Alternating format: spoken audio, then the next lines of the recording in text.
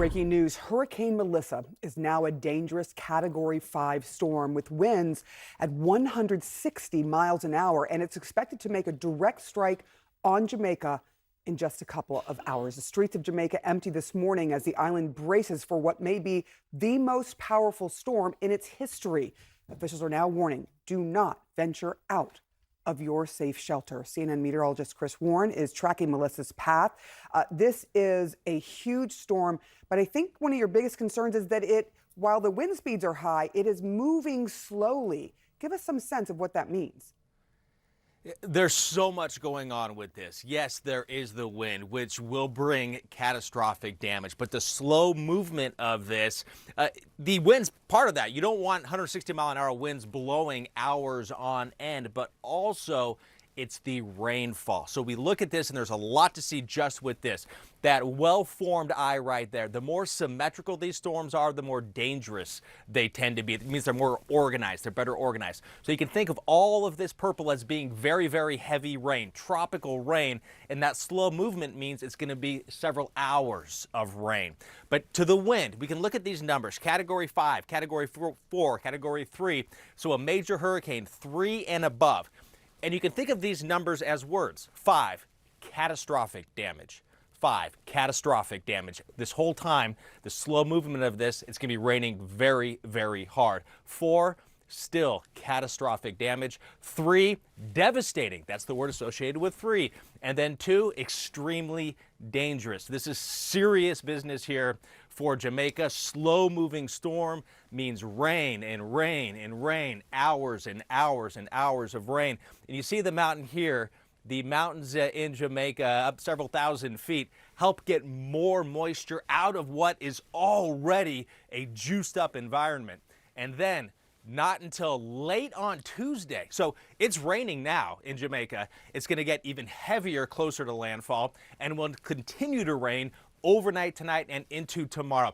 The catastrophe, not just with winds, but the rain, the flooding, the landslides. And on top of all of that, the storm, this strong, Sarah, pushing a lot of seawater into the island as well, up in some cases around 10 feet above normal high tide.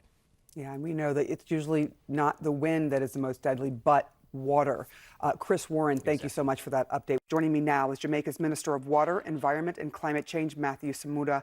Thank you so much for being here this morning while you're in, the way of danger. What are the conditions that you've been experiencing now where you are? Well, good morning, Sarah, and good morning to your viewers. We've started to experience some rain squalls and some tropical storm force wind gusts, certainly in Kingston and St. Andrew, but not sustained winds just yet. The eye of the storm is currently 104 miles just south of Treasure Beach to the southwest of the island. So we are starting to see some storm-like conditions. We've been experiencing a lot of rain over the past few days, and we expect that to intensify rapidly throughout the course of the day. It's a really dangerous storm. Yeah, we're hearing from meteorologists that there could be up to 40 inches of rain that pounds Jamaica because the storm, while the winds are kicking up so fast, the storm is actually moving slowly. What is your gravest concern? What is it that you are telling residents? So we're telling them to prepare, and in some low-lying flood-prone areas, we have issued evacuation orders because the storm surge is also particularly dangerous. So it's a very dangerous storm because you have a very high storm surge, a lot of rain, very slow forward movement, and 160-mile-an-hour winds. Now that speaks to catastrophe if it does indeed make landfall. Now we are monitoring it very closely. We have opened up over 800 shelters right across the length and breadth of the country. Our national bus service is supporting the Jamaica Defense Force and the ODPEM, or disaster preparedness unit, in mobilizing these evacuations and getting people into shelters as best as possible. We're supporting our hospitals as well for emergency response. Minister, perhaps the worst hurricane to ever hit Jamaica was a Category 4 storm in the 80s. This one is now a Category 5. So many people, there were more than 40 people died in that storm in '88. There were thousands of people who lost their homes. Do you feel that Jamaica is better prepared than in the '80s, even though this is a bigger storm? So we are better prepared even than last year, where we had felt the impacts of Hurricane Bear. We're certainly better prepared than we would have been in the 80s. We have much stronger housing stock.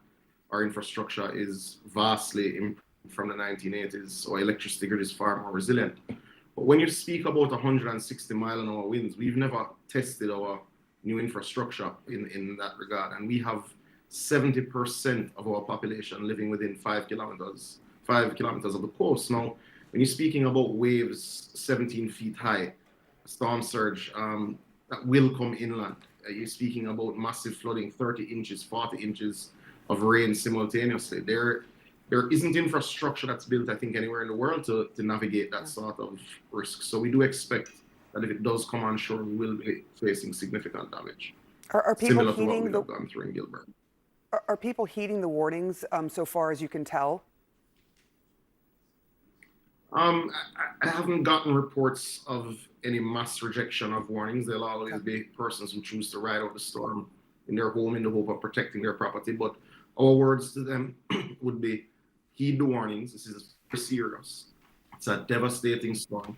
Go to the shelters, go to higher ground, because this can take lives. And we are reaching out to all citizens. We're also asking members of the diaspora who have family members who are, rejecting the sort of evacuation orders to speak to their family members and encourage them to follow the guidance. Yeah, it's a good way to try to get that personal touch to warn them of this extreme danger. Thank you, Minister. We'll be checking in with you throughout this. Thank you so much for taking the time this morning to speak to us about this. Appreciate it.